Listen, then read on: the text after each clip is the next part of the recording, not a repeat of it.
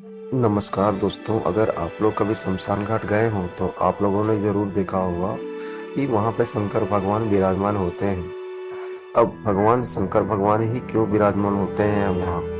इसका क्या रहस्य है? चलिए इसके बारे में आज चर्चा करते हैं। आप लोगों को पता होगा ही कि भगवान शिव परम सत्य के प्रतीक हैं। वैसे तो हम सभी जानते हैं कि मनुष्य का अंतिम पड़ाव शमशान ही होता है।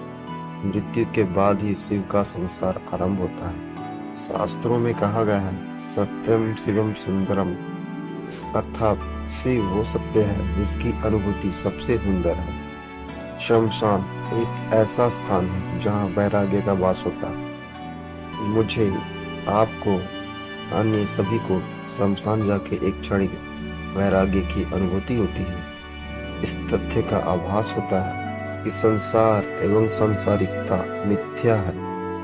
फिर जब हम वापस लौट आते हैं तो वो वैराग्य मंद पड़ जाता है। जीवन के चक्रव्यूह में उलझकर अभिमन्यु बन जाते हैं और कौरवों की भांति काम, क्रोध, वासना आदि से माया हम पर प्रहार करती है और हम उन प्रहारों को जीवन का आनंद समझने लगते हैं।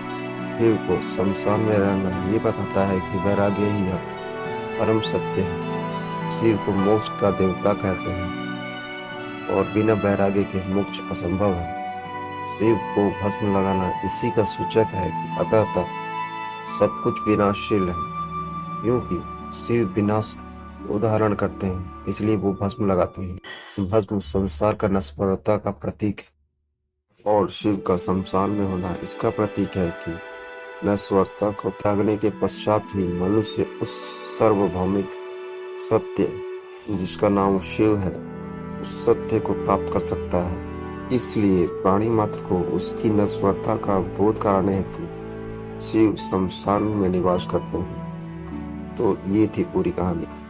अगर यह मेरी पोस्ट आप लोगों को थोड़ी सी पसंद आई हो तो कमेंट में जय भोलेनाथ जरूर लिखें और चैनल को सब्सक्राइब और लाइक कर दें। तब तक के लिए जय भोलेनाथ। फिर मिलते हैं एक नई पोस्ट के साथ।